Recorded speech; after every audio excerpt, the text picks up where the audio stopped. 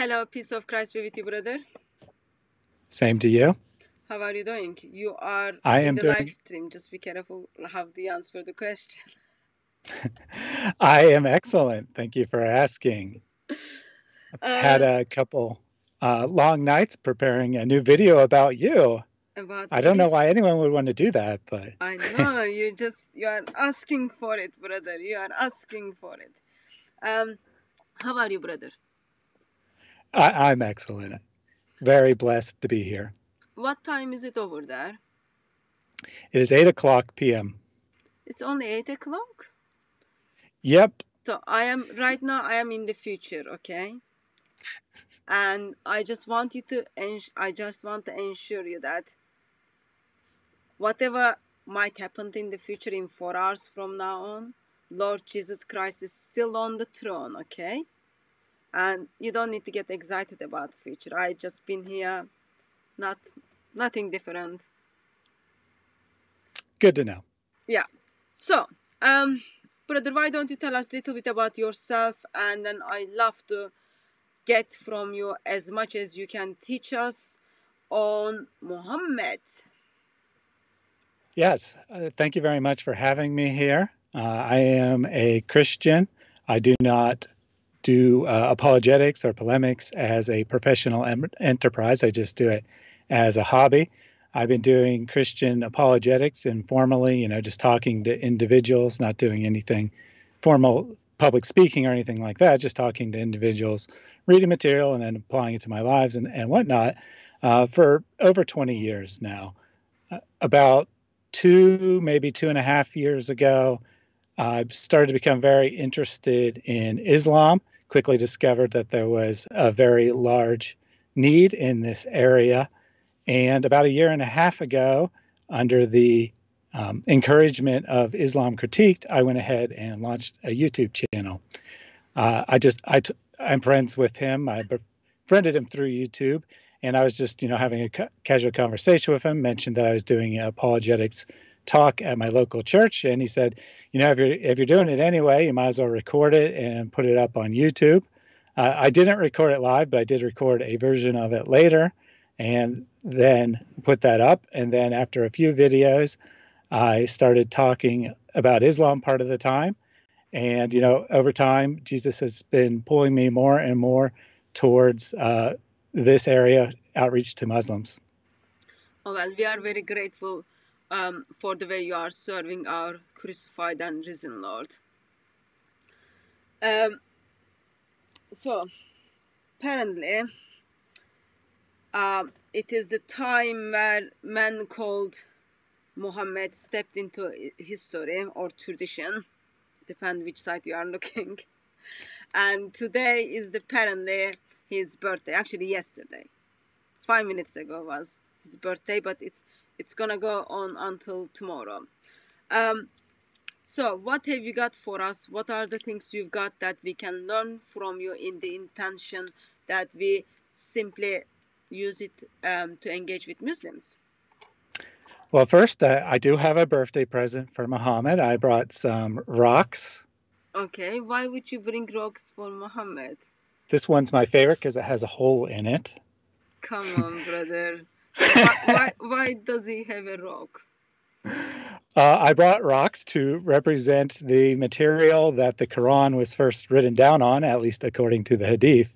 When Muhammad would receive a revelation, no one would know that it was coming, or at least sometimes, like say he'd have a dinner party, and then the next day he would just tell everyone that he got a new revelation about how you shouldn't stay too long at people's dinner parties.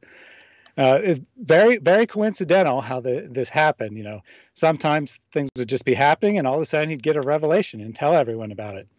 Other times, however, he'd tell people that he was planning on having, or that he would get a revelation within the next day or 2 days, but he forgot to say inshallah. So apparently, because he forgot to say inshallah, then he didn't get any revelation. So this happened when some people came to test whether he was a true prophet or not. They asked him some questions. He's like, no problem. I'll get the answers to those questions from Gabriel within 2 days. And then 2 days passed, he didn't have any answers, and more time passed, and everyone's thinking this guy's not a real prophet. But then, after all this time passed, suddenly he got a revelation, and the revelation included such wisdom as only Allah knows the answers to some of your questions.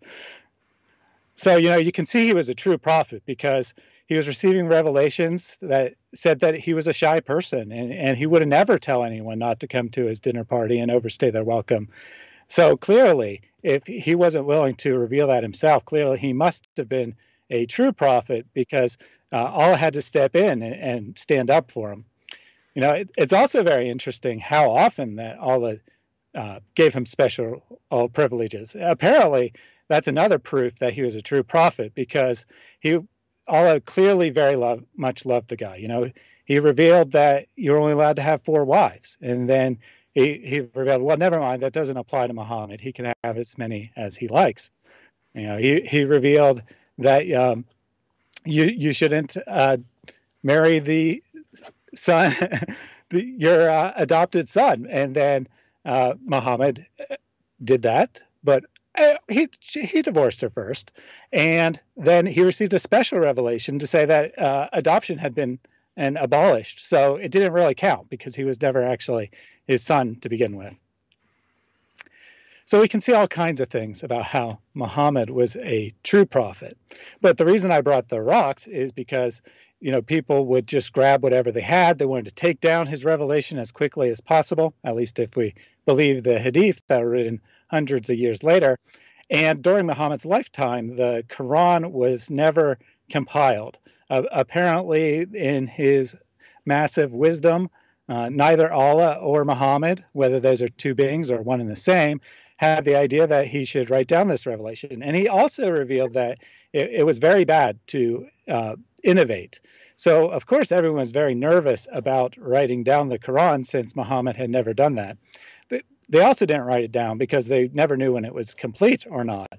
The only way they would know for sure that it was complete is if Muhammad died, because, of course, he couldn't have possibly died without revealing all of it. And, of course, they couldn't just write down what they already had because sometimes verses were canceled out, and they didn't want to write down anything that was false that might later be revealed to have been a false revelation from Satan or something. So, of course, they had to wait until Muhammad was gone to know the Quran was complete, and so they didn't write down. So then, unfortunately, what happened is someone got the bright idea that since the Quran is indestructible, that if you send the people who memorize the Quran into battle, they'll be victorious in battle. They couldn't possibly die because the Quran is indestructible.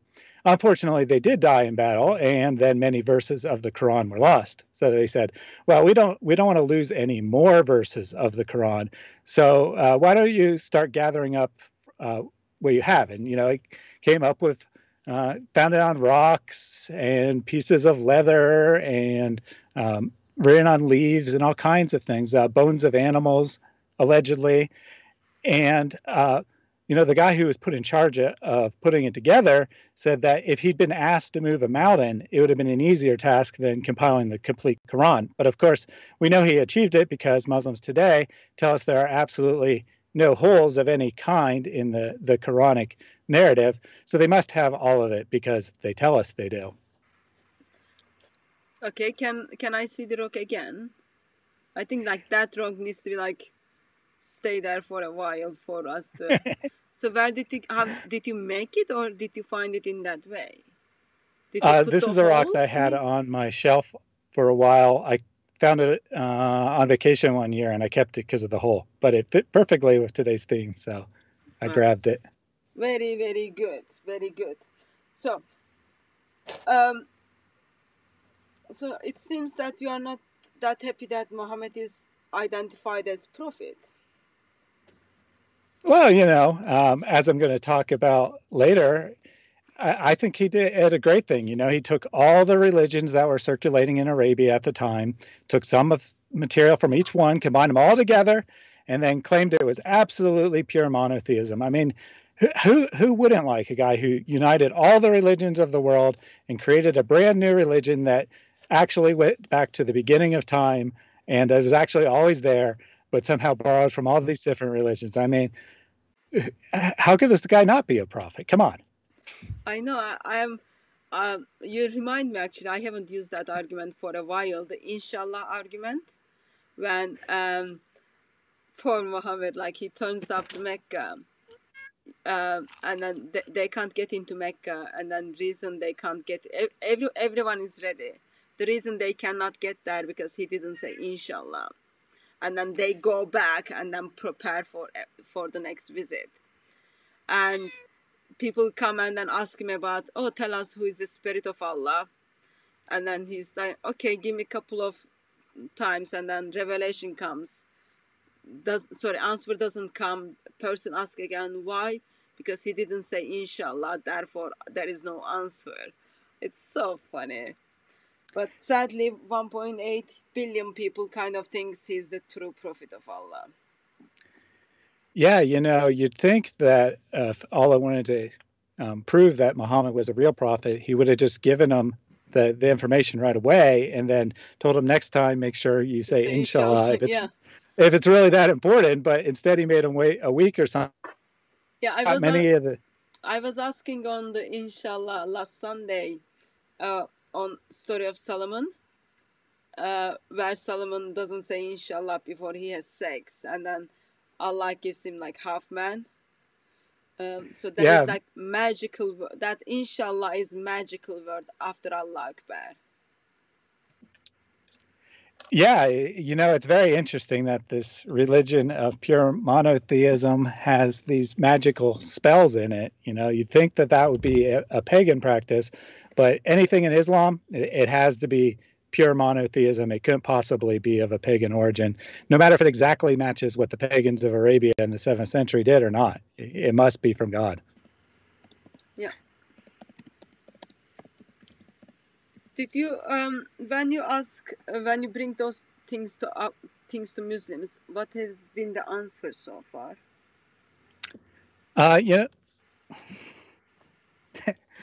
What is wrong with your cat? Sorry, the cat stepped on my headphones and knocked them out of my ears.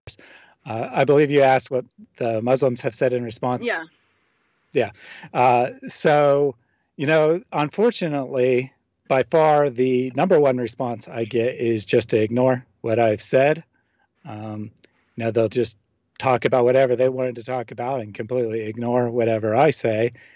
Or they'll say, yeah, but the Trinity makes no sense, so Islam's true. Of course, they don't use those exact words, but that's essentially the argument they make, because they're like, yeah, that doesn't make any sense in Islam, but I'm not going to answer that. I'm just going to say your concept of God doesn't make any sense, so you shouldn't be criticizing Islam. Occasionally, someone will try to give a response, and they might say something like, well, the pagan people of Arabia, they had a little bit of the truth from the original revelation, and that's why they have a few similar practices.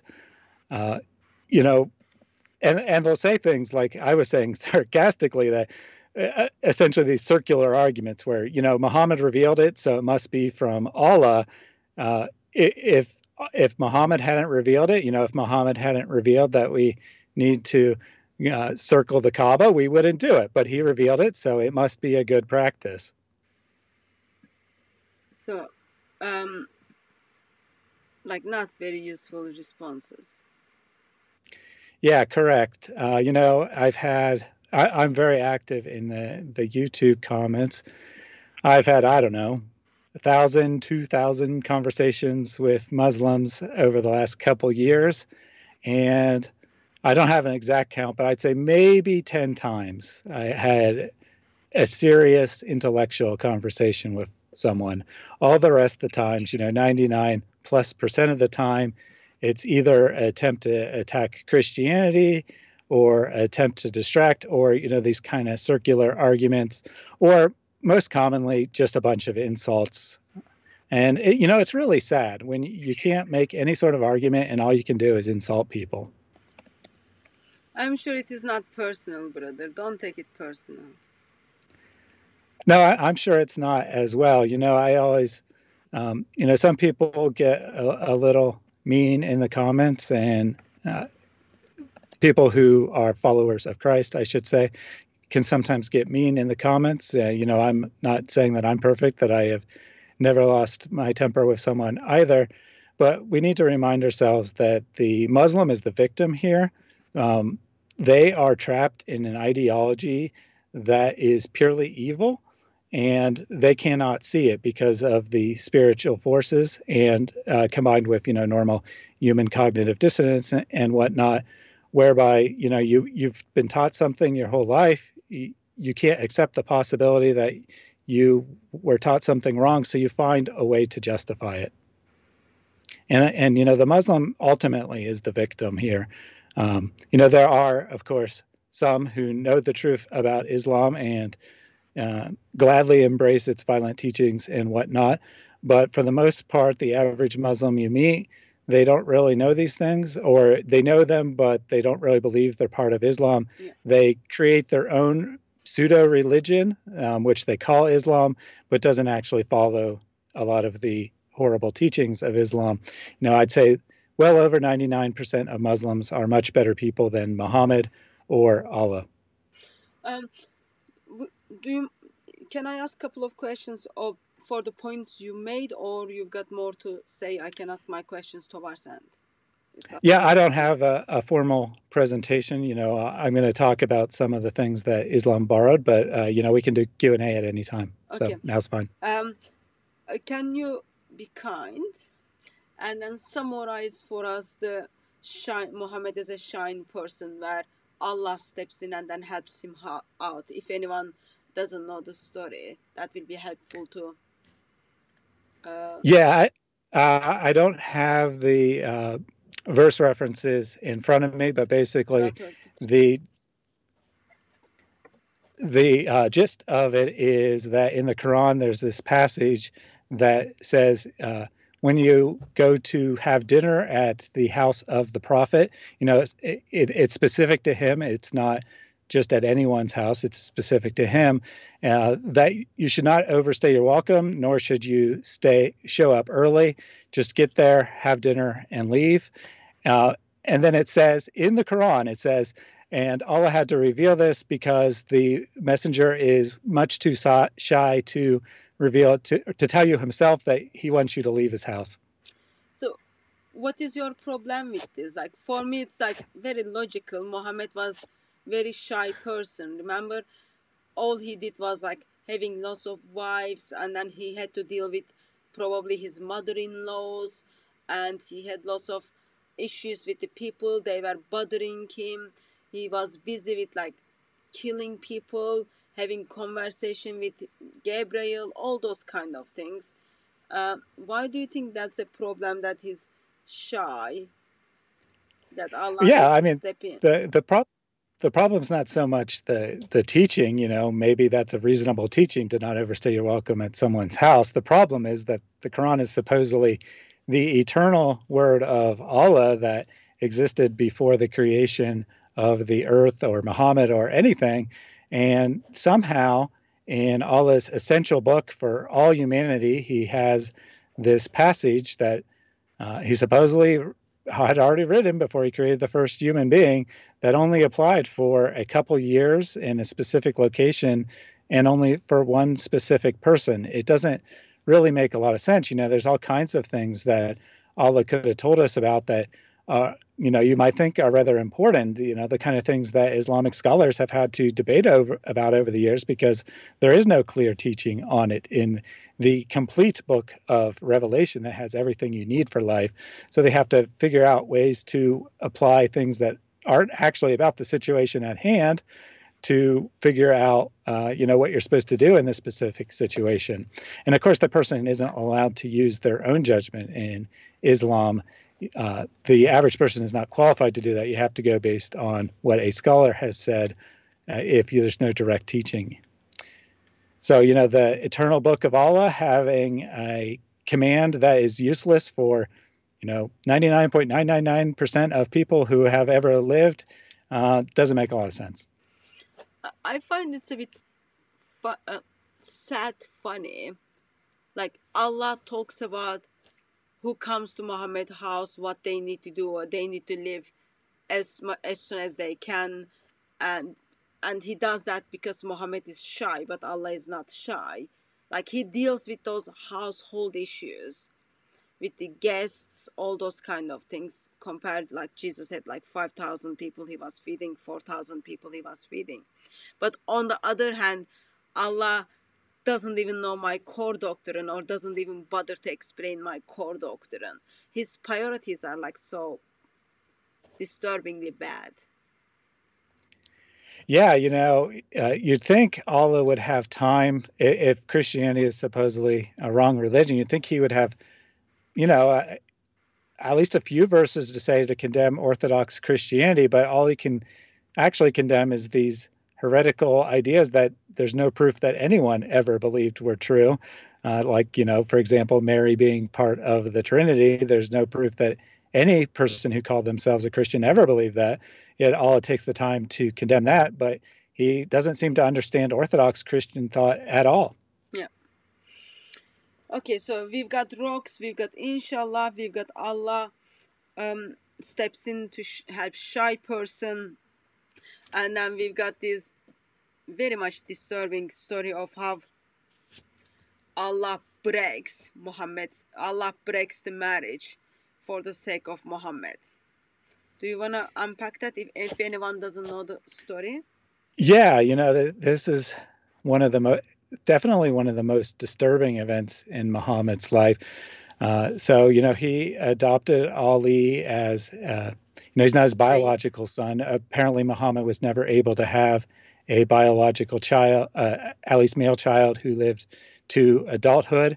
That's actually probably an invention, because there was a belief in Arabia at the time that prophethood was biological. So to prove that he was the last prophet, he had to not have a male heir. But regardless of that, he has his adopted son, Ali, who apparently marries a very beautiful woman. Zayd, you Muhammad. mean? Yes, Zayd. Yeah. Muhammad is over at his son's house. Shows up unannounced, and Zayd's not wearing very much clothing, and he suddenly has this lustful desire for her. Apparently, at that moment, Muhammad actually was responsible. He suppressed that desire, and he thought that that's a bad thought. I'm going to go away. But Ali noticed that Muhammad was lusting after his wife. And he said, "Okay, I'll divorce her. I'll do that for you. And, I love you. I love you more than I love my wife. So I'll divorce her, and you can have her as your sixth wife, or whatever number it happened to be." Muhammad was still responsible. He said, "No, you keep your wife." Well, later, surprisingly, Muhammad gets this revelation from Allah that says that. One, he gets a dream that Zayd is destined to be his wife, and then he gets a revelation that it's okay for someone to marry the ex-wife of their adopted son specifically. Now, apparently, this is a major problem that has happened to about no one ever in history, whether they had this question.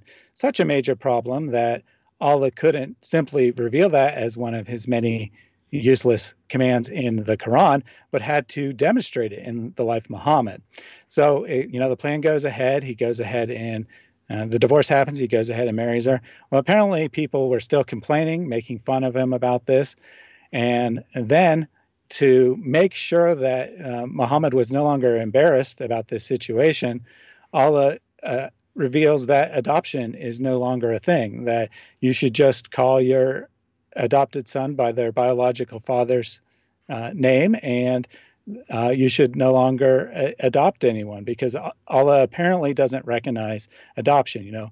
One of the most loving acts a person can do, someone loses their parents, say they died, which would, of course, be very common, unfortunately, in the 7th century for someone's parents to die and they be orphaned. Well, too bad. You can't have another family, because Muhammad was embarrassed by his own actions, and Allah had to reveal this verse to say, nope, adoption's not a thing. Very much sad verses. We are all adopted to family of God because of the blood of Lord Jesus Christ. Plus, we can do like physical adoptions in this world to give someone family, yet Allah steps in and destroys that beautiful thing. Yeah, absolutely. In the Christian teaching in the gospel, we are all adopted children of God through the blood of Jesus Christ. And in Islam, there is no such thing as adoption. A coincidence? I don't think so. I think that the, evil forces, demonic forces behind Islam specifically wanted to get rid of that idea that you could be loved by someone who isn't your biological father. Yeah. So what I'll do is I'll give you time to tell us the beautiful Muhammad, and then I will plug out the questions from the chat. Please put @ in front of DCCI Ministries if you want to get my attention, and I will bring them up also as kind of we here. I will plug the questions and then probably cut you off if that's okay, brother. Yes, excellent. I'll just, do a couple and then I'll stop if you like. Yeah. So the premise that I've already said is, since we are celebrating Muhammad's birthday, I am celebrating the fact that he borrowed from all kinds of religion. There was probably dozens of different belief systems going on in 7th century Arabia, and he kind of took something from all of them. The Quran says that he was nicknamed the ear. He'd hear a story, he'd believe it, and he'd repeat it. So he absorbed all these teachings and in a way kind of united all these people. In fact, my theory is that my actual theory is that kind of this figure of Muhammad is more or less a invented literary figure, that there probably was a historical Muhammad, but doesn't have much to do with the literary figure. But the religion of Islam was created to unite all these varying religions together in order to unite the Arab people, in order to wage war against their Christian enemies to the north. So anyway, we see this in a couple places in the Quran. In 25:5, it says that that people are accusing Muhammad of telling tales of the ancient, which he caused to be written, and they are dictated before him morning and evening. And then in 16:103, there's an accusation that it's a man who teaches him, but then Allah clears Muhammad of that charge with a brilliant argument that the tongue of the person that supposedly was teaching Muhammad is a foreigner, and the Quran is written in pure Arabic. Unfortunately for Allah, this is a testable fact, and in fact, the Quran is not written in pure Arabic, and it does have many foreign loan words. But anyway, I've done a couple presentations on this channel about source criticism, looking at some of the sources that underlie the Quran specific documents. Today, I'm going to talk more about theological ideas that have been borrowed rather than looking at specific texts. So the first thing I wanted to point out is that Muhammad got the idea that people would be tormented in the grave from a Jewish woman. That is not speculation, at least if we believe the truth of the Islamic sources, because they record exactly that fact. Let's see. I did not write down which number it is, but it's from Sahih Bukhari. There's a hadith that a Jewess came to Aisha to ask about something, and the woman volunteered, by the way, did you know that people are tormented in their grave? And apparently a lot of this torment is due to improper urination habits. That part is not in the hadith, but that is what Muhammad would say later on. So at first, Muhammad says, that's not the case. But then he receives, surprise, surprise, a revelation about how people are, in fact, tormented in the grave a few days later. When we look at Islam, I think the primary influence is Judaism. I know some would disagree with that. They'd say that it's more influenced by Christian thought than Jewish thought. But I think the majority of the evidence is that it comes from Jewish thought. Of course, I'm going to show all kinds of other things.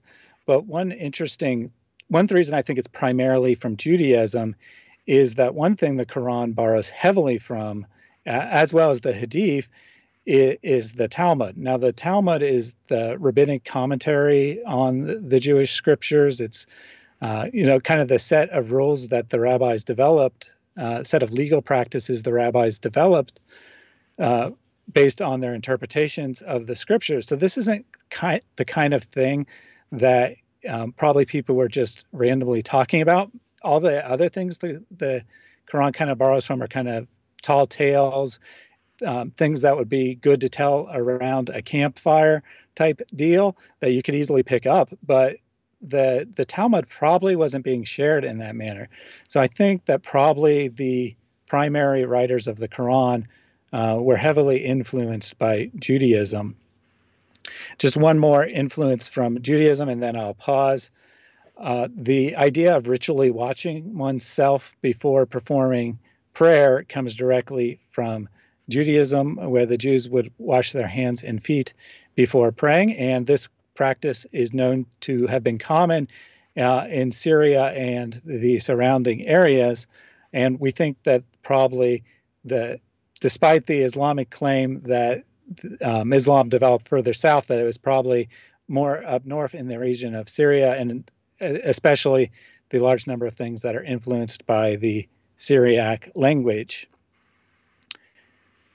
So that is where I will take a pause. Okay, let me give time to individuals who are in the chat. So we've got 286 people are watching. If anyone has any question at this stage, please bring them up. Just practical question on this torchment in the grave. What is the main theological problem you have with it? Yeah, it doesn't make a lot of sense. A large percentage of the world's religions may teach punishment after death, but they teach that, after the final judgment of some sort. It varies somewhat from religion to religion. But in this case, the torture in the grave happens before the judgment. So this is something that everyone suffers. Maybe jihadis get a pass and go straight to heaven. That part's not exactly clear. But for the most part, everyone is expected to be tortured. And it doesn't seem to serve any purpose. It's not like, Christianity thinks of hell as being torturous because it's a final separation from God. Part of the purpose might be to punish someone for their sins, but it's not like God is out there, poking someone, making them feel pain just for the heck of it. It's more that he takes away the natural protection that he provides to everyone. And as a result of being separated from him, they're tormented. Here it just seems to be that people are made to feel a lot of pain for no particular reason. Yeah, and then you've got the story where angel is gonna beat you, and then again, devil is gonna beat you again until your time is up. That's too long, just very long. Yeah, and then of course, after being tortured, you have to cross the supposed bridge over hell, and you don't know if you're going to make it. Bridge is getting narrow. People are falling down all around you. You have no assurance of salvation. You might think you are a great Muslim your entire life, but ultimately it's all just about Allah's will. The Quran is very fatalistic. It says over and over again that Allah sends those to heaven who he feels like it, and he sends those to hell who he feels like it. And there's not really anything you can do about it. This idea of a balancing of scales is something that Muslims came up with later. It's not really the teaching of the Quran. It's a kinder version of looking at your fate, that you have some control over it. But the Quran seems to think you have no control over it.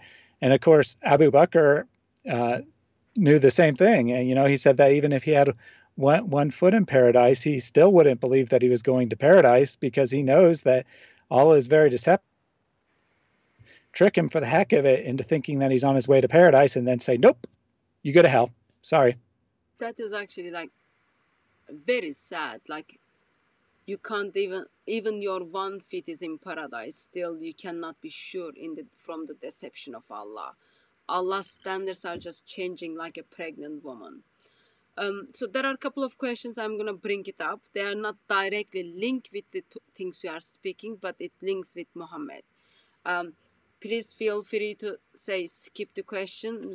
I'm happy to skip the question, okay? How did Muhammad die? The Muslims will not agree that he was poisoned, because he died 4 years after the poisoning. Yeah, so we'll first go with the Islamic story, and then this is a good opportunity to say what other sources say. Now, you'd think that the Islamic story is very embarrassing, that it has to be true until you realize what the polemical sources say about Muhammad's death. So according to multiple Sahih Hadith, Muhammad was poisoned by a Jewess, apparently after a battle where he killed many of her relatives. She offered to make him dinner, and he said, yeah, that sounds like a great idea. What could possibly go wrong here? She served him and his companions lamb. They all started eating it. One of his companions grew very sick very quickly. And then all of a sudden, Muhammad said that he was getting a revelation from Allah that the food was poisoned and everyone should spit it out. Amazingly, the Hadith even tells us that the guy who ended up dying right away from the poison could taste the poison and thought that it was probably poisoned, but he saw Muhammad eating it, so he said it couldn't possibly be poisoned. Allah wouldn't allow him to eat a poisoned food. Now, if Muslims want to claim that Muhammad didn't die from this poison because he died 4 years later, well, then they're going to call Muhammad a liar, because according to the Hadith, as he was dying, Muhammad said that he still felt the pain that he suffered from the incident at Khaybar, and that he was feeling his aorta being cut at that minute from the poison. So either you're saying that Muhammad doesn't know what he's talking about, which, maybe he doesn't. Maybe he is really not a prophet. Maybe he really is just an ignorant person of the 7th century, but in which case, why are you claiming he's a prophet? Or he is correct, and that he died from the poison, from his aorta being cut. We know scientifically speaking that a poison can definitely kill you right away, or it can, cause internal damage, that you can have long-term side effects from it. If you don't take enough to kill you instantly, it doesn't mean that you don't suffer anything. It's not like it's an either or. You can have some effects, and those effects can leave you in poor health, and then you can indirectly die from the poison even many years later. And of course, the other funny thing here is that the Quran declares that if Muhammad was not a true messenger of God, that he would die by having his aorta cut. So, it's just one of those amazing coincidences in Islam. Now, as I said, you may think that story is so ridiculous that it would have to be true, but the largely Christian polemical sources that predate the writing of any of the Hadith tell a different story. And for the most part, these same sources are accurate about the rest of Islamic history, or at least are in agreement with the Hadith. They take a polemical tone to it, but they basically tell the same details, just with a different perspective. According to these sources, Muhammad was going around claiming that the end times were coming soon, and that as a sign, when he died, he would be resurrected after 3 days. Not hard to figure out where he might have borrowed that idea from. Apparently, he died of ordinary causes. Then his companions expected that his body would resurrect, so they didn't bury him. Well, after a couple of days, his body started to stink. So they were like, "What's going on here? Why isn't he resurrecting?" Well, he said he was going to, so he's going to just relax. They put his body in a house, and then wild animals came and they ate his body. A lot of historians doubt the truth of this because the body being eaten by dogs could be a polemic stolen from the Bible. But the rest of the story is congruent with the Islamic sources. We don't, of course, find anything complete. We don't find this story in them, of course, but we do have some weird hadiths about people thinking that Muhammad might revive and about his body stinking after some time, and then they finally burying him and such like that. Thank you very much for that, brother. I think you can make the next argument, and then if I have questions, I will step in again. Sure. So I thought I would save Christianity for the end, since there's some interesting aspects of what Islam may have borrowed from Christian, or at least pseudo-Christian sects. So the next one I have on my list is Zoroastrianism. Yeah, sorry, just a moment, brother. Those of you who doesn't know the reference for the dog to eat the flesh, that's the story of Jezebel in the king's account, Ahab and Jezebel. So Jezebel's flesh is being eaten by the dogs. Sorry, brother, there were comment on the chat on that. No problem. Go ahead. Yeah, so the next one is Zoroastrianism. Zoroastrianism certainly predates Islam. It was very prevalent in what is now Iraq and Iran. Muslims might object to say, well, that isn't where where Islam originated, but of course we are looking at this from a historical basis, not just assuming the truth of the Islamic narrative to prove the Islamic narrative. And even if it did arise in Central or Southern Arabia, that doesn't mean there were no Zoroastrians in that region. There were certainly some, even if it wasn't the dominant religion of the region. So there's a couple of things which appear to be borrowed from Zoroastrianism. The one is Muhammad's night journey, where he ascends into heaven.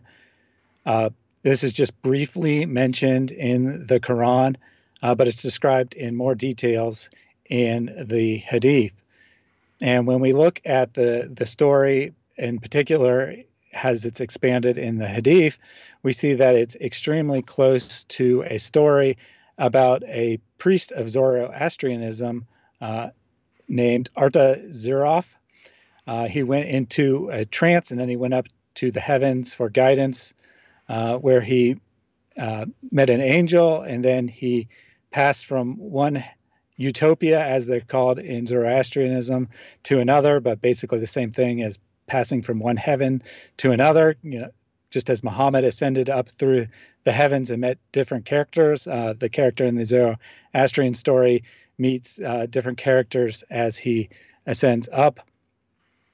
There is some linguistic parallels between the tree in heaven, between Zoroastrianism and what is found in the Islamic sources. And then there's also another story in Zoroastrianism where its alleged founder, Zoroaster, also ascended into heavens. And while he was there, he interestingly obtained the permission to go to hell. That part obviously doesn't occur in the Islamic story. So a reasonable proposition is that, Muhammad heard these stories, second or third hand, kind of just people telling these stories. And it was like, those are some interesting ideas. And then they ended up making their way into the Quran and the Hadith. Also in Zoroastrianism and in Islam, the devil character has the name Azazel, which derives from the Bible.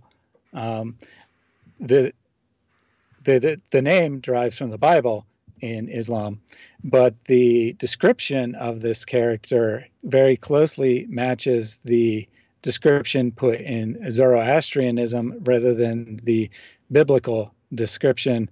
And of course, the name is just, in the Hebrew Bible, is a scapegoat, so it has absolutely nothing to do with demons or the devil or anything like that. Let's see. So in the Zoroastrian story, the demon remained in the abyss, and it was put there to cause hurt and injury, mischief and darkness. One of the good gods of Zoroastrian knew about it, and they kind of went back and forth for 3,000 years. This is kind of the heart of Zoroastrian religion, this fight between good and evil, the balance between bad and good. And then one final thing that was quite possibly borrowed from Zoroastrianism is this idea of houris, what the Quran has as, these eternal virgins that you can deflower. Zoroastrianism doesn't use that term, but they have a very similar concept. They're called fairies, spirits that are very bright and beautiful, and they captivate the heart of men, and they're found in the Zoroastrian paradise. So that's what I have for Zoroastrianism. Okay. I think I'll let you to continue until I kind of pick up the questions Okay. from the chat. So my eyesight is not very good, and I made it screen very big. I am hoping I don't miss things linked with the topic, because there are questions are coming on the Christian scripture, which we are not even talking anything linked with that. But otherwise, I will just cut in or save the question for you to in your next point. Sure thing.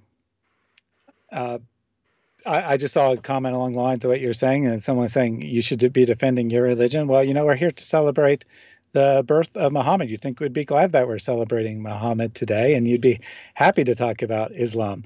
I'm happy to talk about Christianity at any time, but today, we're celebrating Muhammad. So enjoy us giving attention to your prophet. Yeah, so the next, they don't even bother to invite us to birthday parties. Like last year, they were giving flowers. This year, I didn't come across. It's just like they are being very rude. If I were them, I would send me flowers, just giving attention to their fake prophet. But anyway, that's like when they can't answer or they don't want to engage. Bible is the one which they question. Yeah, unfortunately, when I get responses from Muslims, more than half the time they are not responses to anything that I said about Islam. They're just some sort of copy and paste attack on the Bible. And that's really sad, because even if you could prove Christianity was false, which you can't because you have no knowledge of it, you're just copying and pasting without knowledge. But even if you could prove that, it wouldn't mean Islam's true. So if you actually believe Islam's true, then you should be able to defend it on its own right. All right, so going back to the presentation. So the next one I have is the Sabaeans. Now, good chance that most people watching have never heard of the Sabaeans, but they are mentioned 3 times in the Quran, 262, 569, 2217. And in each case, they're associated with the Jews and Christians as possible people of the book. We do know about a society that was called the Sabaeans. We're not 100% sure what this is, what the Quran's referring to, but it was based in southern Arabia. In the Bible, this society is mentioned a couple times. Most notably, this is probably where the Queen of Sheba comes from. Unfortunately, our knowledge of this society is not very comprehensive. They did not particularly write down a lot about their religious practices, and the society was wiped out by a flood. I think it was 586, in any case, shortly before the advent of Islam. The they had already kind of fallen as a society, but the remnants of the society were wiped out by the flood. And then this is a theme that we'll see several times, that during the 7th century, a lot of documents apparently disappeared. A lot of these groups we know a lot about, but we don't know anything about what was happening in, say, the 7th and 8th century. And, I can't think of any reason why we wouldn't know anything about that time. Oh, right, the Islamic conquest and how they burned all the books they found and such. And then later they would burn their own books to wipe out their own history. So we don't even know much about the early history of Islam. But getting back to the point, we don't know a lot about this society, but at least if we believe the writings of later Muslims, there's a lot of connections between their religious practices and Islam. They apparently prayed 5 times a day. They fasted 1 month out of the year. I believe is the last month of the year for them. They would make pilgrimages and venerate the Kaaba. And here's the thing, though. They were definitely, what we know from as actually definitely historical fact from the surviving inscriptions and such, is that they were definitely polytheist. They were definitely astrological based, that they looked to the stars for signs, and they worshiped the stars. And the fast was apparently dedicated to the moon god, whose name happens to be Sin. Not making that up. That's his actual name. And it's very interesting that the Islamic festival of Ramadan is centered around the cycles of the moon. Of course, that's not conclusive, because lots of things in Islam are centered around the cycles of the moon. Let's see. I'll break in for 2 questions. Mm-hmm. So, did Muslims copied 5 prayers a day from pagans as well? So if we believe the Islamic sources, they claimed that this group practiced 5 prayers a day. It's certainly not definitive that that's where it actually came from. It's quite possible that the later Islamic scholars were making up beliefs of these people in order to make them appear to be earlier Muslims, so to speak, who just kind of went astray, since the Quran seems to think that this group was in the same line as Jews and Christians. An alternate theory about where the 5 prayers comes from is that it was based on the Christian liturgical cycle, that there's fixed times of prayer for each day for the monks and whatnot, and that the belief was absorbed from there. In Christianity, it was just a matter of tradition. It wasn't a important religious matter, but for practical reasons, the monks had set times of day where they would pray. And since there are numerous possible liturgical influences on Islam, it's thought that that's possibly the origin of 5 prayers as well. Thank you. This is a deep question, but probably lots of things in it. But is there anything Muhammad did not copy and paste from other traditions? Yeah, I mean, I think that he had some unique revelations. For example, we were talking earlier about how he got the revelation that dinner guests shouldn't overstay their welcome. I seriously doubt that was copied from another religion. There are numerous things in the Quran that are of somewhat more important theological significance than that we don't have evidence of direct copying. That doesn't rule out the possibility they were copied, because, like I said, our records from this period are really spotty. We don't know what everyone believed and practiced at the time, but it's certainly possible that he came up with some new things on his own. Thank you. I think also a person needs to wait kind of until end to get some ideas what else he kind of cheated, and then that will give some ideas. Excellent. So the next one I have on my list is Manichaeism. a few Christians might be familiar with Manichaeism, primarily because it was one of the chief competing ideas in the early centuries of Christianity. And the great Christian scholar Augustine was originally a Manichaeist. He found that it didn't really answer his questions. But he kind of stayed with it, and he kept being promised that this one guy, he knew everything about the religion, and when he showed up, they'd have answers to all his questions. This isn't a borrowing, but it is kind of an interesting parallel with Islam that, you're told, just don't worry, the scholars have all the answers. You don't need to learn anything for yourself. You don't need to think for yourselves. Just wait till the great scholar comes and he'll have all the answers.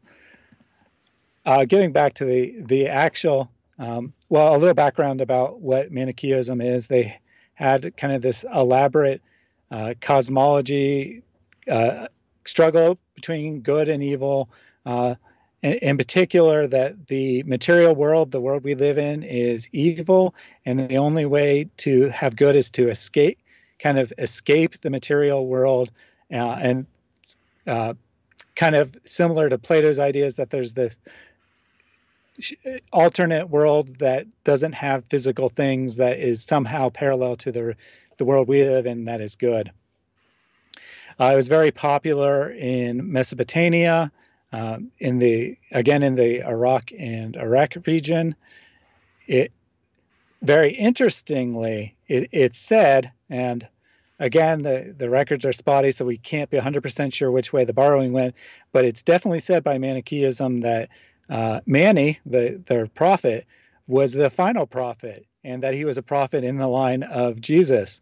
Now, I think we can see another religion that has that same philosophy, that there's just their prophet coming along, and apparently, at least if we believe these sources, Mani claimed that he was the Paraclete, the helper, or what Christians view as the Holy Spirit.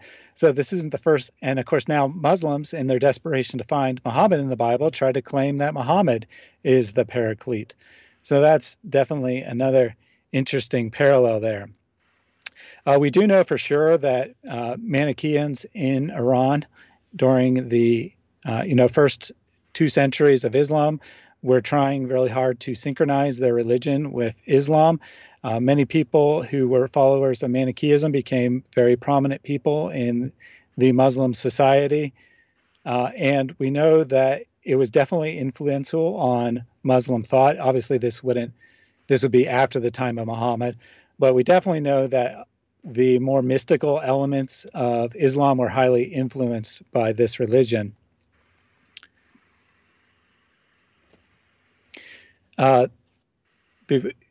The other thing that Mani claimed was that he was the heavenly twin of Jesus, that he was teaching the same message as previous religions. In his case, he claimed he was teaching the same message as Zoroastrianism, Buddhism, and Christianity. How you unite all those, I don't know, but it's probably no more ridiculous than claiming that Islam, Christianity, and Judaism all teach the same message. And of course, in later Islamic materials, we see all kinds of attributes of Jesus being given to Muhammad. In the Quran, we see dozens and dozens of times this claim that he couldn't work any miracles, that he was just a warner, that the Quran was his only miracle, the Quran was his only sign, Allah wouldn't give any signs because people wouldn't believe them anyway, that kind of thing. And then suddenly, when people start writing biographies of Muhammad, he does things like, he'll feed a whole bunch of people with a small amount of food. Can't imagine where they got that story from. And, the more you look at the biographies of Muhammad, if you have a good understanding of the Gospels, you'll see all kinds of parallels between the two. Yeah. Overall, what is the problem with that? Like, it is okay. So they live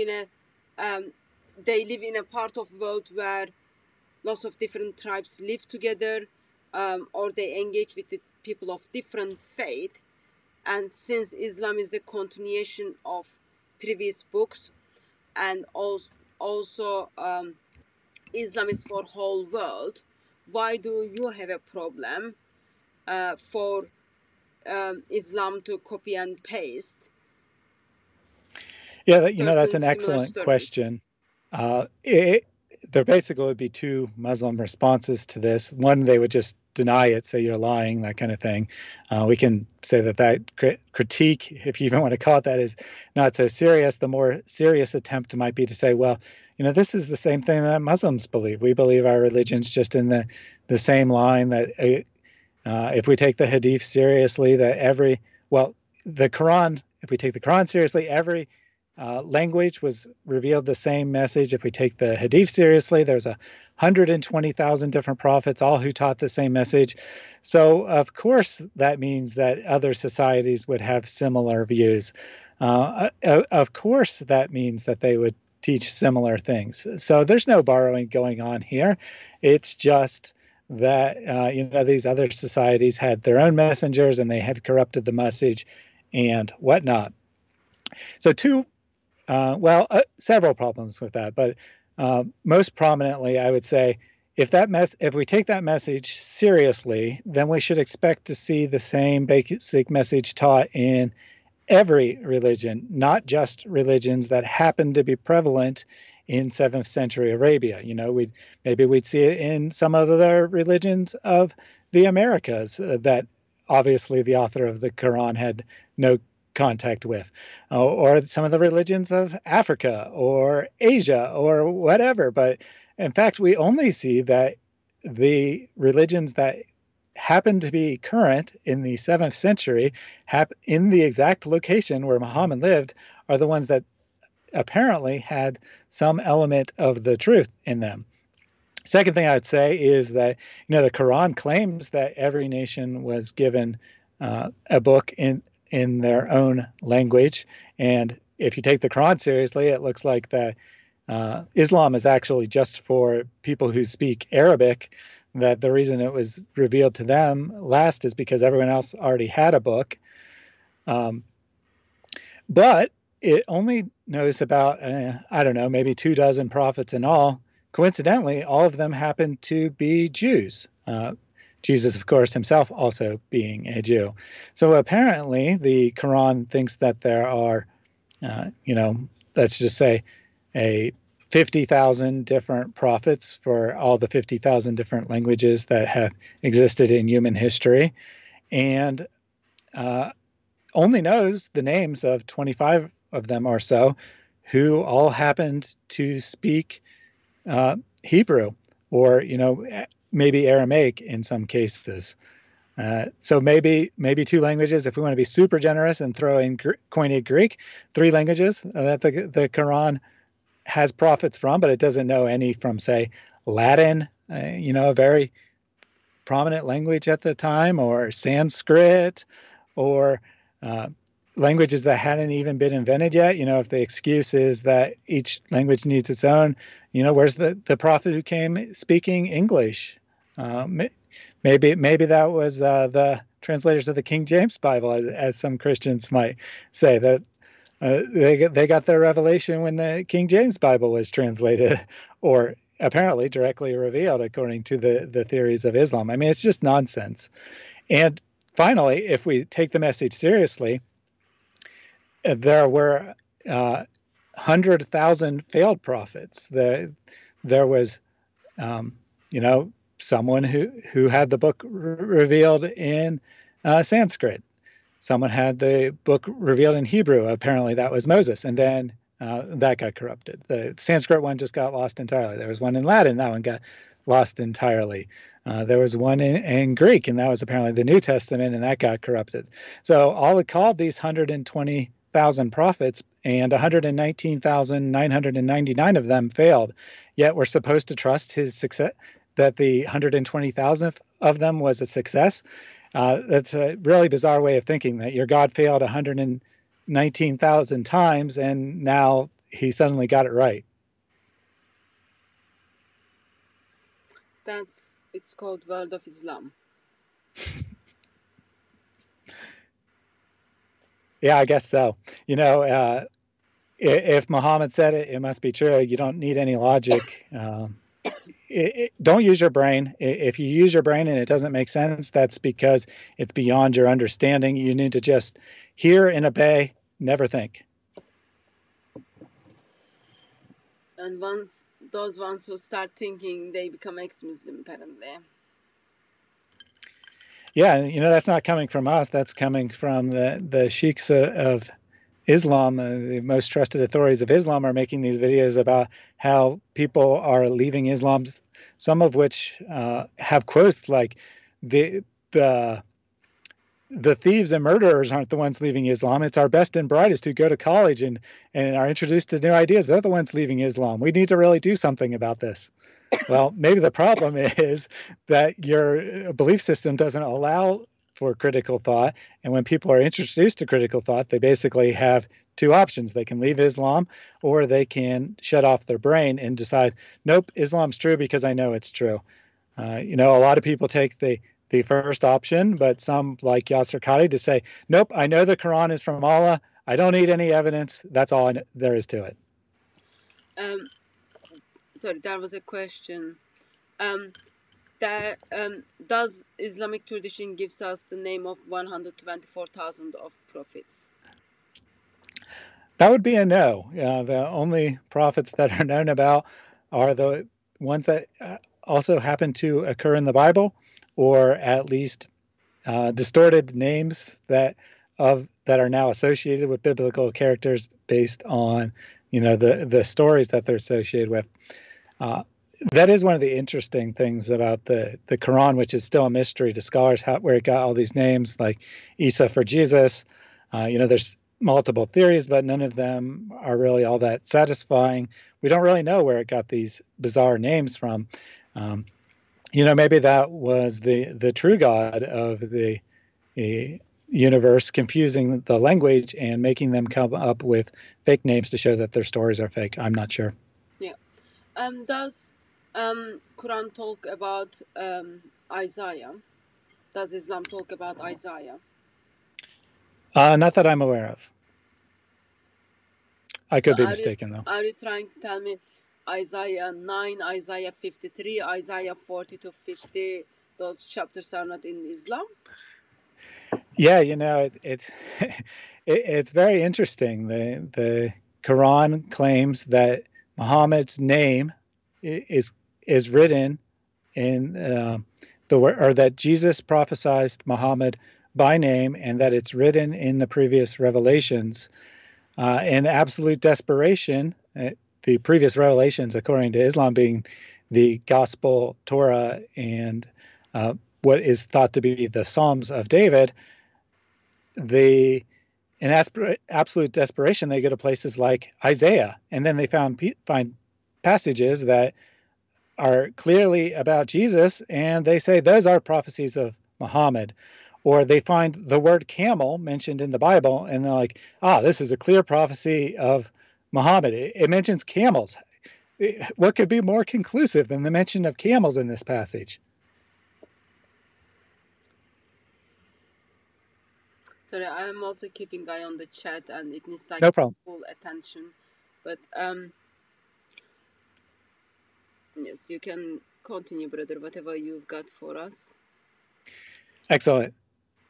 So I have just been digging into this, so don't take this as definitive, but I did just mention that the names of Islam are very interesting, and I'm finding that there are some connections between the Islamic names and a sect called Mandeans that also happen to be in the Iraq-Iran region. We keep seeing this particular region of the world come up over and over again. There's, I don't know if you're familiar with the channel Sneakers Corner, but he's been digging into this, and he has decided that the best evidence suggests that Islam actually arose in that region rather than Arabia, or even rather than further north in the region of Petra.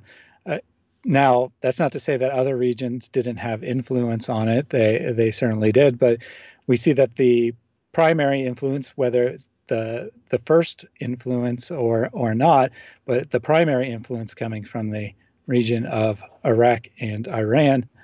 For example, and the reason I was looking at this name specifically is because I'm about to do a video on the Quran's claim that no one was named Yahya before John the Baptist. Apparently, the name Yahya is found in the Mandean scriptures. Now, there is some question about whether they borrowed the name from Islam or Islam borrowed the name from them. That's an open debate in scholarship, but it's certainly interesting. Well, once the video comes up, we will be watching that. Quick question. If the Quran was complete and perfect, why did they need hadith? Yeah, that's a very good question. When we look at the Quran's claims about itself, it claims to be a perfectly clear book. It claims to explain itself. It claims to be the complete revelation. And what we don't find is a lot of clarity when we look at it. Of course, the Quran also hedges its bets. Another place is saying parts of it are clear and parts of it aren't. And the true believer will only believe the clear parts and ignore the unclear parts, whatever that is supposed to mean. But if we look at the actual practices, what actually became what we associate with Islam, a very large portion of it isn't found in the Quran. Just looking at the 5 pillars, what could be more core to Islam than that? Well, you don't see anywhere in the Quran where it says anything about there being only one God and Muhammad being his messenger. It does, of course, say there's only one God, but it never says anything about Muhammad being his messenger. It never says you have to say these magic words to become a Muslim. It doesn't say anything like that. It might teach the concept of monotheism, but it doesn't teach the Shahada. And that's the best of the 5. You look at the other ones, and they're just not in the Quran at all. 5 prayers a day. Well, that's directly contradicted by the Quran, which says to pray 3 times a day. You'd be hard pressed to find the Hajj in there, or the Zakat, or any of those things. They have to go to vague verses and kind of read them in there. And there's certainly nothing in the Quran that says there are 5 principal beliefs of this religion or anything like that. So we see that the Quran is very vague. It claims to be clear, but mostly it's vague. It's super, super repetitive. It's not all that long. People who just see the print copy don't realize that usually it's as thick as it is because it has Arabic and English in it, or sometimes Arabic and say French or whatever other language, because of course it has to be printed in Arabic or it's not the Quran. So it has both of those things in it. It's printed in large print. If you actually look at the number of words, it's roughly equivalent to the 4 Gospels. So, you got the 4 Gospels make up, 10, 15% of the Bible. So the Quran is like 10 or 15% as long as the Bible. It doesn't teach a whole lot. It doesn't have any narratives. Very disorganized, repetitive. So you have to rely on the Hadith. The Hadith are Islam, really. There's not a scientific number, but in my estimation, 85% of Islamic beliefs come from the Hadith or the Sirah. It's not just the Hadith, it's also the biographies of Muhammad. And then, of course, it's also the authoritative scholarly interpretation of those things, the scholarly interpretation of the Quran. The average Muslim can't read the Quran and decide what it means. They have to go based on what the consensus of scholars tells them it means, because if they just read it, it might be one of those confusing verses that what it appears to mean is wrong, and you have to know the secret knowledge that only the scholars have. So really, Islam is the religion of the scholars, I think. That it's the scholarly interpretation of the Quran, it's the scholarly interpretation of the Sirah, it's a scholarly interpretation of the Hadith, and all these they in reality, these things contradict each other. They have different ideas. They don't all teach the same message. They teach all kinds of contradictory things because in reality, Islam was not put together there carefully. It certainly didn't come from God. It probably was put together in a hurry to justify waging war, and then things kept getting added to it over time. And then at some point, someone was like, we got to try to make a cohesive narrative out of this. We got to patch up all those holes in the narrative, you might say. We got to create one story.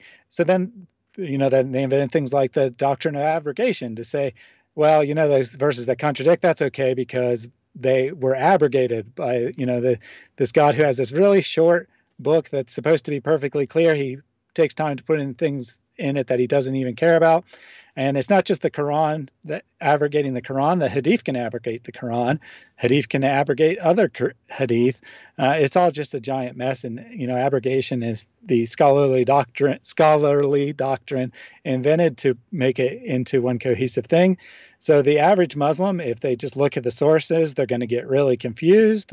They're going to say, "What in the world is going on here?" And then that's really dangerous, because if you start doubting in Islam, that is akin to disbelief. And of course, if you leave Islam, whether you make an explicit declaration or not, you're under a potential death sentence. So whether they consciously realize it or not, most Muslim children learn to stop asking questions and just blindly follow whatever they're taught. Yeah. Also, just quick addition to the question. Yes, Quran does claim to be perfect. There is no contradiction in it. It's with all the details and you don't need anything else. Yet, without Quran, you cannot live your Muslim life, because you need to live the way Muhammad lived his life. You need to submit to him in full submission. Those things affects your salvation. Therefore, a Muslim scholar steps in and then puts books together to explain to Muslims about well-detailed, well-explained word of Allah. So that would be Hadith as well as Tafsir. Tafsir has a very big role on the explaining the well-detailed, well-explained word of Allah.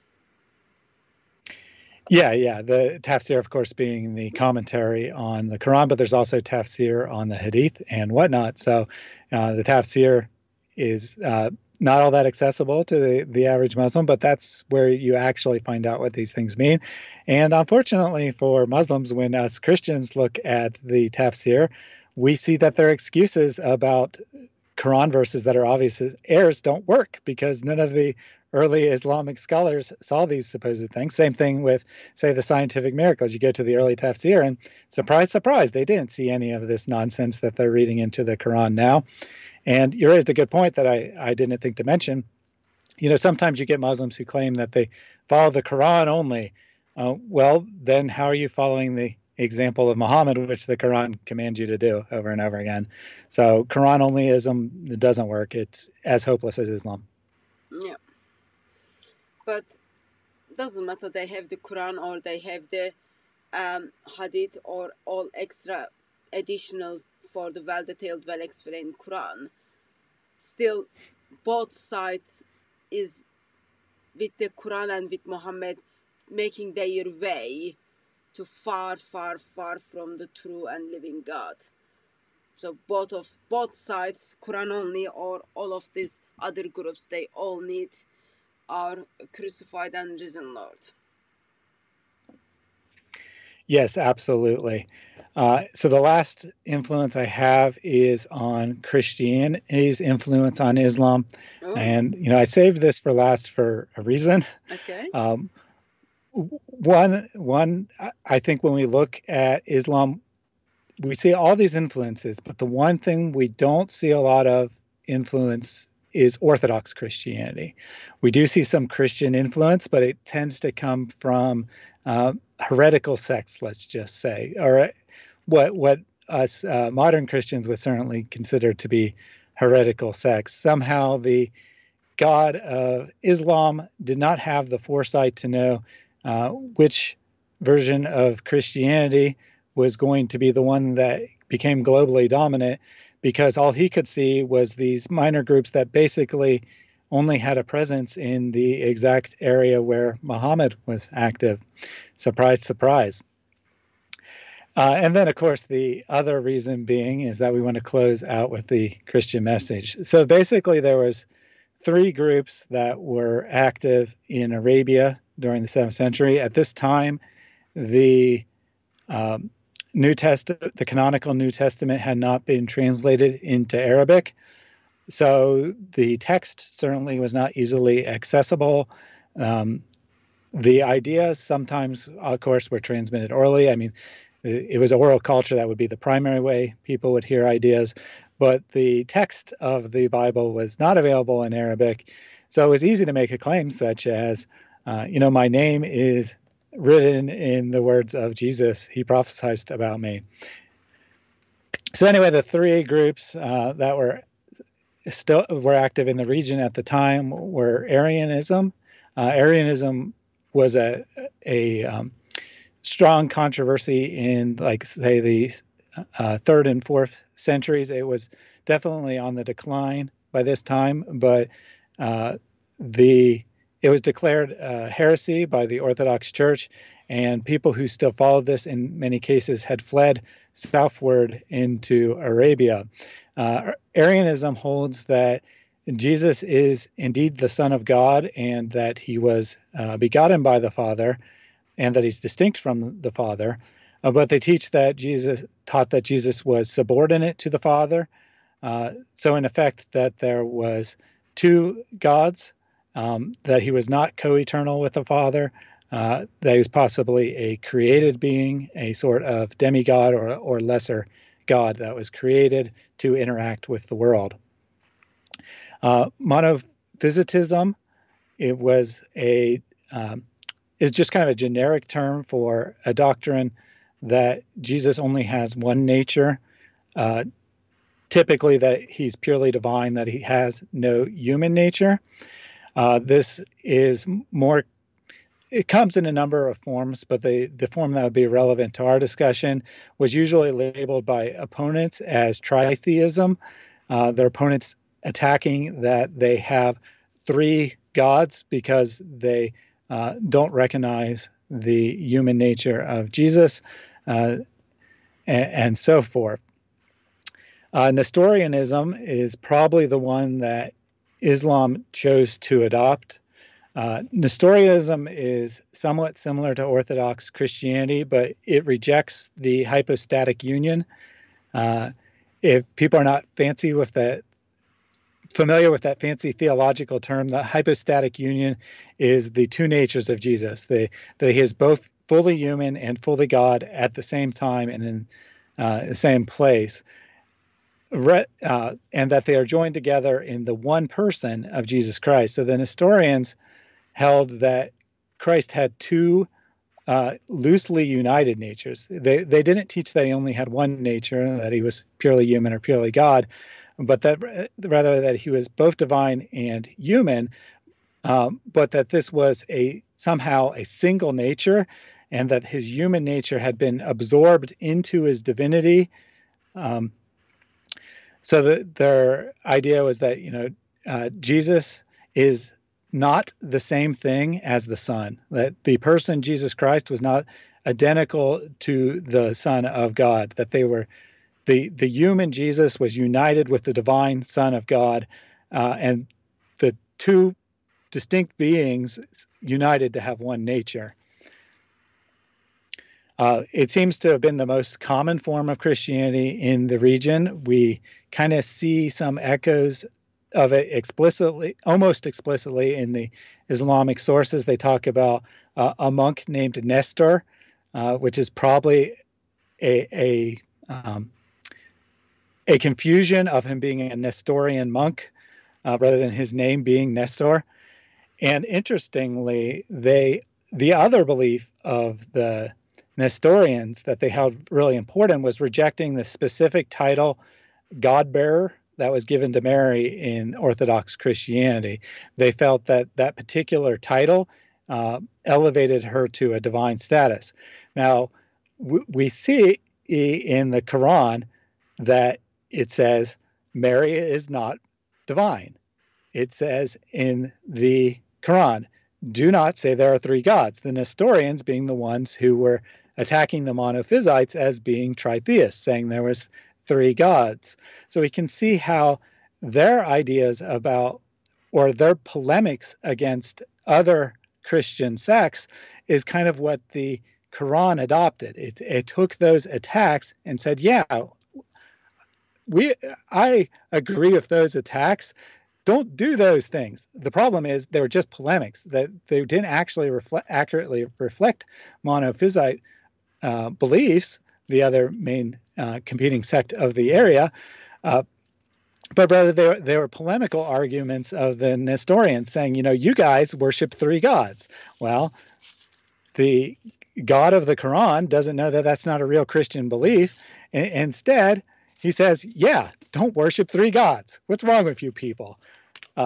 They claimed that the title given by Orthodox Christianity to Mary of being God-bearer made her a divine being who gave birth to a god. Because, of course, in the pagan pantheons, it was quite common for gods to give birth to other gods. So they felt that giving her that title made her a divine being. So then the Quran says, hey, Mary's not a god.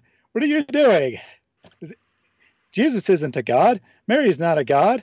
Of course, the historians would have said that Jesus is God. But they would, with the distinction that the person of Jesus was human and then was united with the God spirit. So you can see how this easily could have been the influence of Islam. Makes perfect sense. These are beliefs that were basically pretty short-lived. They were prevalent in the exact areas of early Islamic influence, basically the Arabian region, the Middle East in modern terminology. They were available in that area. Their language was absorbed by the Quran, and Orthodox Christianity was not very popular in that particular region because of the Orthodox Christian Church basically encouraging heretics to leave their lands. That people who believed in these alternate ideas had traveled south. They died out pretty quickly, shortly after, the Islamic conquest, coincidentally. So these ideas were short-lived. It makes perfect sense that someone who lived in that region would think this is what Christianity is about, but it makes no sense for the all-knowing, all-powerful creator of the universe to attack these specific ideas by misrepresenting them, no less, in his eternal book, while saying the true followers of Jesus are the ones he made uppermost and that they will remain uppermost until the judgment day.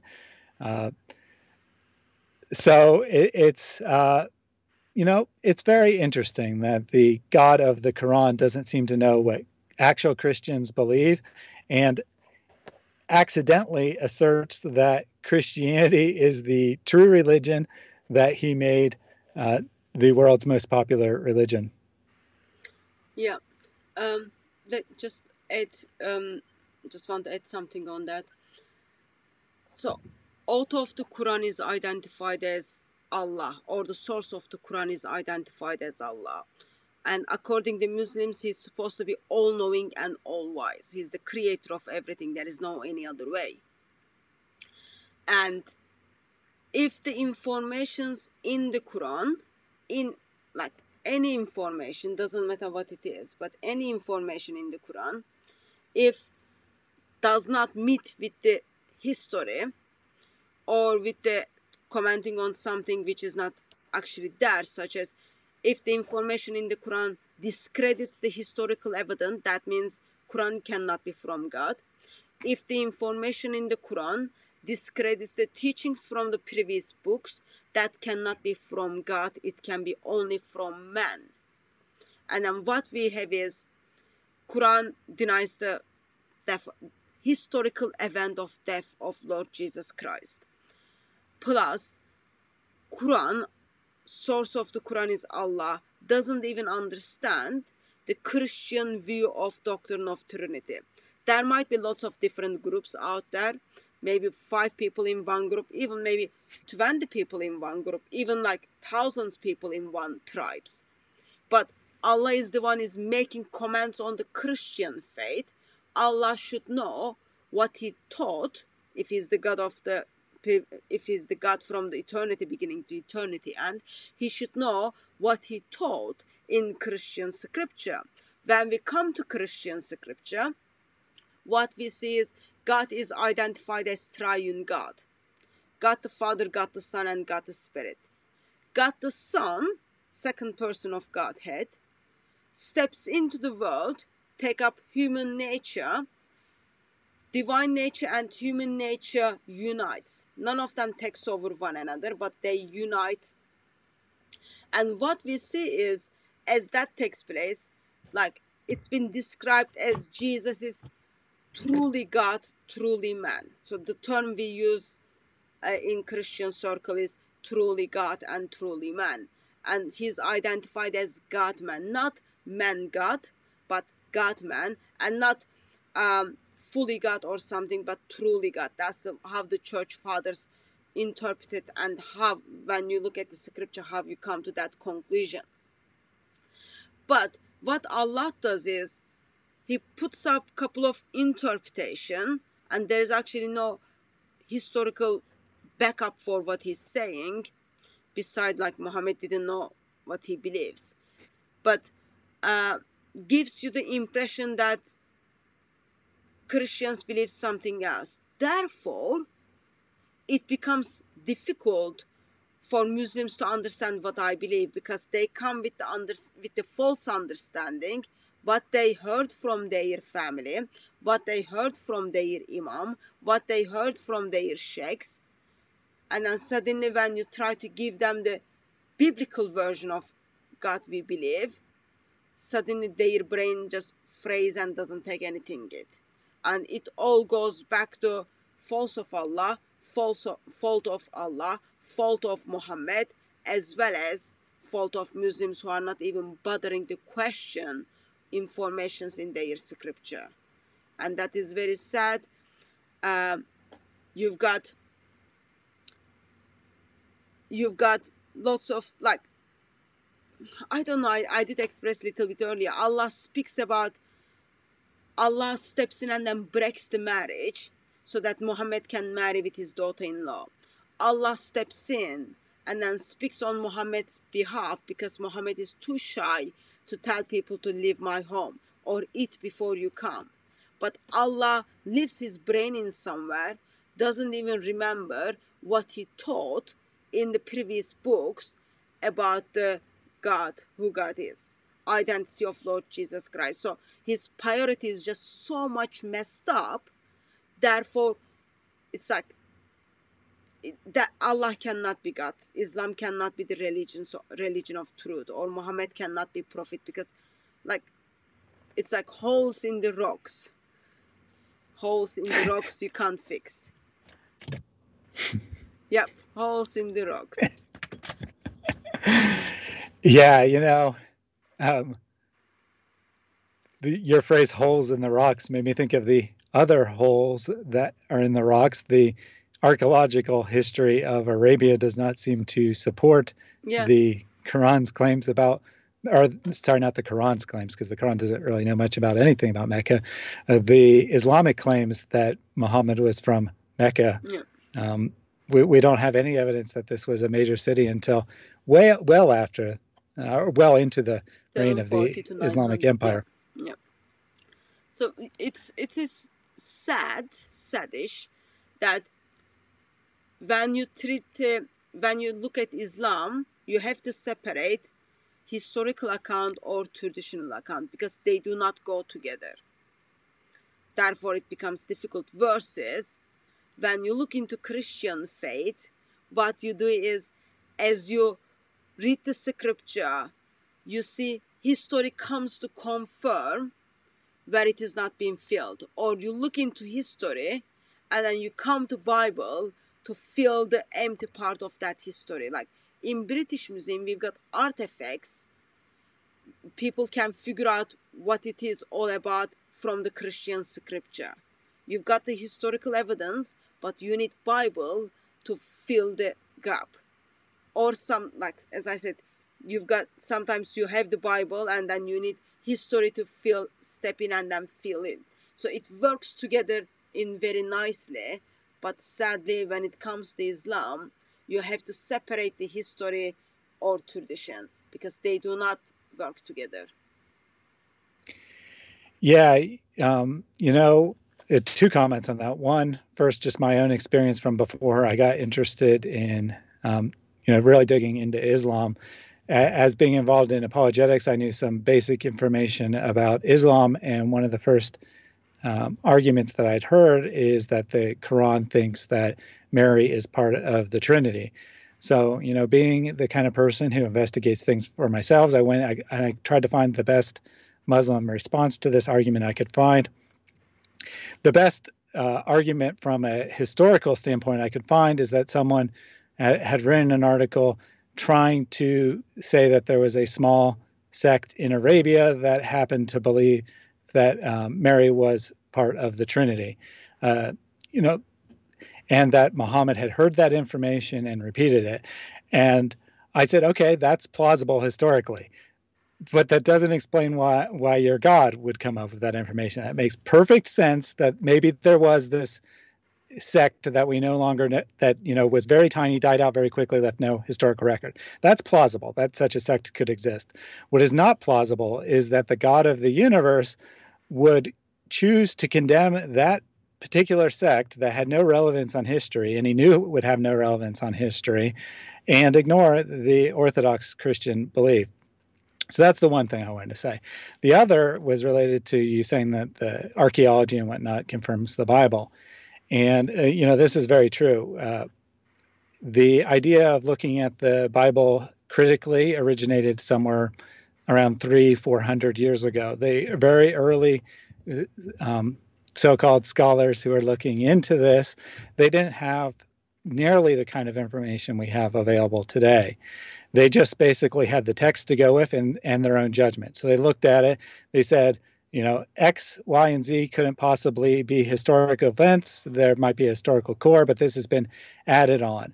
Or they'd look at the Gospels and they'd say, Mark looks like it could be somewhat historical, but John, no way. That had to be that couldn't have been written early. That had to be written in the 4th century or something, much, much later.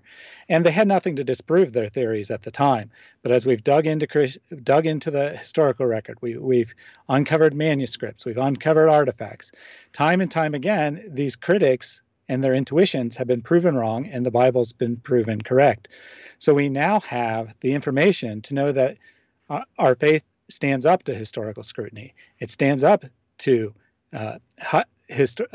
scientific scrutiny. It stands up to documentary analysis. It stands up to source criticism. All these things work to its benefits. These things mostly have not been done about it for Islam. There was some research done at the end of the 19th, start of the 20th century. Then people kind of lost interest in it. And there's been a resurgence in the last, 40 years or so. And so Christianity has 3 centuries of looking into these arguments, and Christianity has stood the test of time. That doesn't mean that every single event in the Bible has proof that it occurred, nor is that true of anything else in the historical record. The nature of the historical record is that quite often you only have one record of events. But what you do have is you have multiple accounts that, talk about different things. And when they match up with each other, that's evidence that both of the sources are reliable because they're both telling true history at that one point. And then you get archaeological confirmation of some point, and that's more evidence that what you can't prove is also true. People are just starting to do this sort of thing from Islam, and it's not standing up to scrutiny at all. I mean, you try to dig a hole in Mecca, and you're not going to find any historical record. You're not going to find the evidence of date trees and other things the Quran seems to think are there, at least if we take the later Islamic tradition of reading the Quran as being based in Mecca. There's certainly no evidence that Abraham was ever there or anyone was there to build the Kaaba in 2500 BC or whatever exact date you want to put on that. There's very little evidence that the Kaaba existed more than a century or two before the start of Islam. And what evidence there is that it was only ever used for pagan worship. There's no evidence that this Islamic belief was existent in any other society. Islam claims that it was the original religion, that it was revealed many, many times and slowly became corrupt over and over again. Well, we have lots of records from the early time period. Somehow, none of them have any evidence for Islam. There's zero evidence for any of the core beliefs of Islam, other than, if you want to say, generic monotheism, existing before the time of at least Muhammad, and in some cases after the time of Muhammad, that these beliefs were developed. So it's not standing up to scrutiny. And I understand. I do understand that as a Muslim raised to believe this, it's very unnerving. It's very stressing to think that what you believe in, what your parents have believed in, what your relatives who may be dead and have no chance to change their mind believed in was false. But in the end of the day, your anxiety about it being false doesn't make it true. If you really want to know God, if you really want to serve God, then you should be willing to look at what you believe and see if it's true or not. Obviously, not every Christian has dug deeply into Christianity, but I can say for myself, I have, and it stands this test of any reasonable amount of scrutiny. Obviously, you can impose ridiculous rules that would invalidate all of human history, that you can't know anything about history if you follow those rules, and then say, well, there's no proof of Christianity because you can't know anything about the past. Yeah, you can do that. But if you use any reasonable, normal standard that would be used in any secular field, Christianity stands the test of time. Islam, at least so far, does not. Muslims shouldn't be afraid to look into this. If Islam is true, the historical record should confirm it. They should not be afraid to look at it. If Islam is true, it should match up with your moral intuition. You should not be afraid to look at it. If Islam is true, there should be evidence for it, and not evidence that you have to imagine into the text. Real evidence, real objective evidence that someone who is not a believer in Islam would look at and say, yeah, that is evidence. It may not be enough reason for me to become a Muslim right away, but I at least acknowledge its evidence. I have been asking basically every Muslim I encounter in the comment section that exact question. What is your best evidence that Islam is true? For well over a year. Every single time I ask that, I don't get a good answer. 90% of the time it's ignored. Of the remaining 10%, the majority is an attack on Christianity in some form, which in no way says Islam's true. Of the few that actually try, they usually either point to scientific miracles, which I assure you do not stand up to any amount of scrutiny. Even most Muslim scholars are now saying, stop using that argument. It's a bad argument. It's just embarrassing when you actually look at the teaching of the Quran. It's one thing to take the position that the Quran doesn't teach science, and then maybe you can ignore some of the obvious scientific errors. But when you claim it has advanced scientific knowledge that wasn't known to modern times, then you can't get away from those passages anymore. So a lot of the more thoughtful Muslim scholars have said, yeah, stop using that argument. It's not a good argument. That's not where we want to go. And then the other one that they would point to typically is that Muhammad and or aspects of Islam are found in the Bible. Well, cherry picking a few verses. For example, one popular one is that supposedly that Jesus prayed like a Muslim because in one particular line, he fell to the ground and prayed.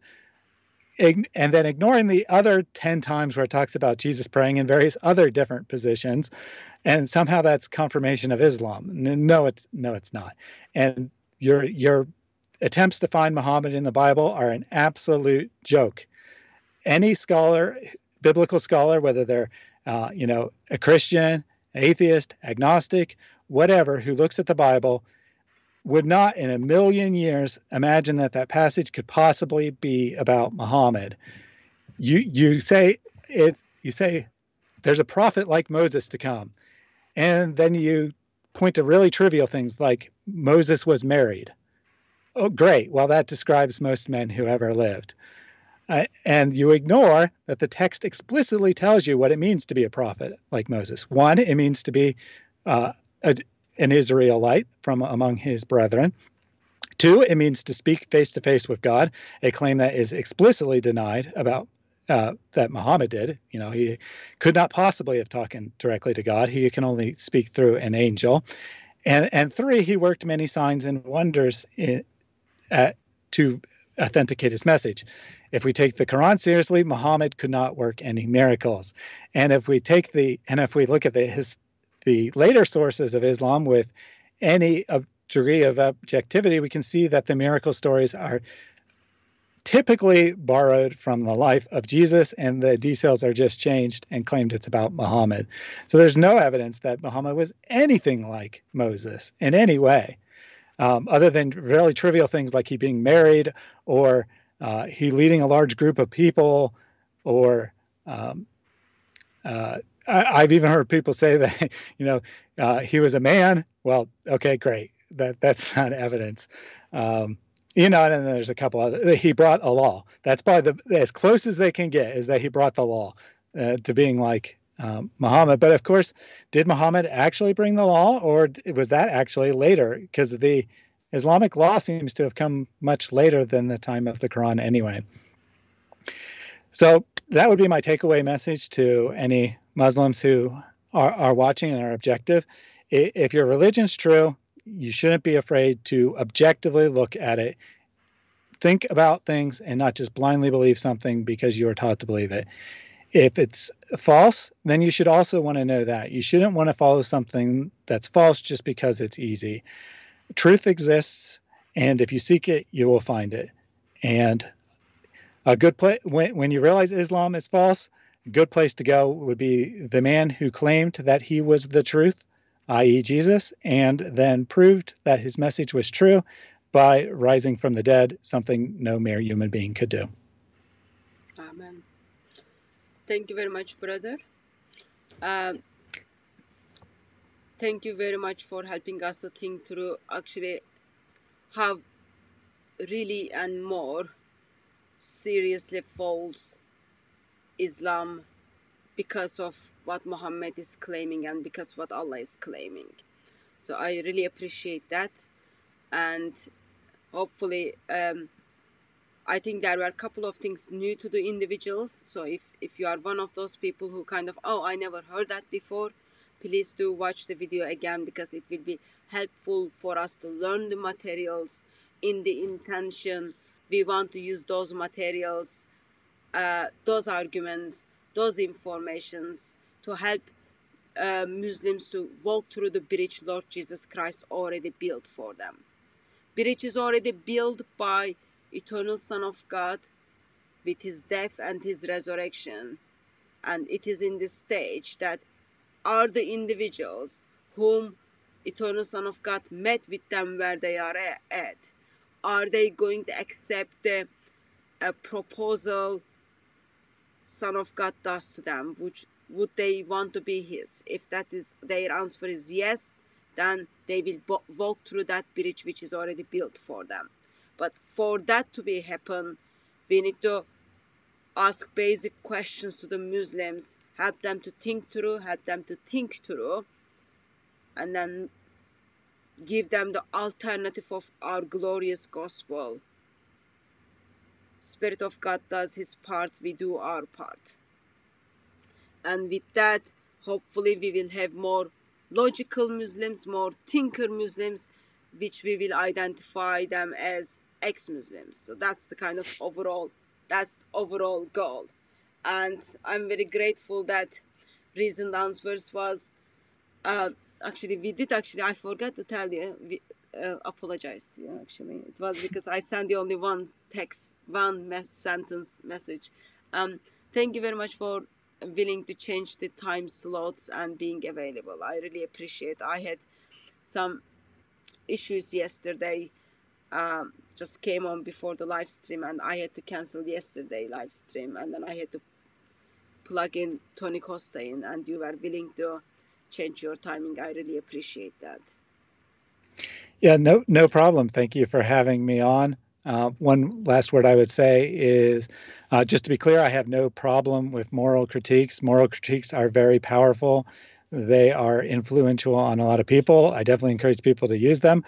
But if you're uncomfortable making the moral arguments, especially in real life, or it can be uncomfortable to ask someone why their God and prophet is so immoral, the historical argument is much more neutral in a way, that you're just asking why is there no authentication of the Quran? Why does the historical record not match up with Islamic claims? It can be less offensive, less aggressive. There's a time and place to be aggressive. The moral argument is probably the most powerful for getting people to actually leave Islam. But when you take other arguments, those are also effective, and they might allow you to talk to someone who otherwise would just get angry and walk away. So whatever you are using, we remember our goal is those individuals will walk through the bridge Lord Jesus Christ built. And we disciple them, we equip them, and then they go out to the world to make sure they reach other Muslims to make them ex-Muslims. That's overall goal. But let me check something. Oh my God, there are 276 people are still watching. It's like nearly early morning here. Thank you very much for everyone who stayed with us this long, because we started at 8 o'clock and it's nearly 2 o'clock in UK, and I think it is in the States just 10 o'clock or something. Yep, just a couple minutes before 10. Yeah, night just started there, but morning is in here. It's another day Lord made for us. So thank you very much everyone who stayed this long and then joined us in the chat. I'm sorry, I made my screen bigger so that I can see those writings, and it's much brighter, but probably I missed lots of your questions. I apologize for that. Hopefully we will fix that by next week. And tomorrow evening I do have Brother Usama and Jay joining us from 8 o'clock and 11 o'clock to talk about Muhammad. So Muhammad will born, live and die tomorrow, and then his story will come and demolish all that tradition. So that's kind of summary of tomorrow's live stream, and that's gonna be another long live stream. So therefore I think I'll let individuals to go and have your bedtime sleep, or go and have your beauty sleep, whatever you would do at this time, and we will see you all tomorrow. And thank you so much for brothers and sisters in the admin who moderate and then keep people in order. And of course, huge thank you to Muslims who try to join in to distract as well as try to make case for their prophet. I think clearly it's another day that Muhammad wasn't being able to defend it. So that is just shame for tradition and shame for history. But we don't expect much. Brother, once again, thank you very much. I'll probably see you soon. Thank you. And just one quick note: if you had important you didn't get a chance to, we didn't get a chance to address, just leave them in the comments. I'll check the comments. Oh, people leave lots of comments. Maybe email, maybe. Yeah, put them in the comments, and we keep eye on and try to respond to them. If we miss if you leave it in 6 months from now, I probably won't see it. But if you leave it in the next day or two, I'll try to answer it. Yeah. And beloved ones, may our crucified and risen Lord silent you with his love.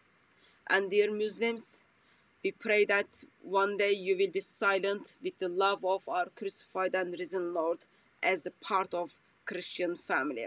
So we will see you tomorrow evening for another live stream. God bless you all and sleep well.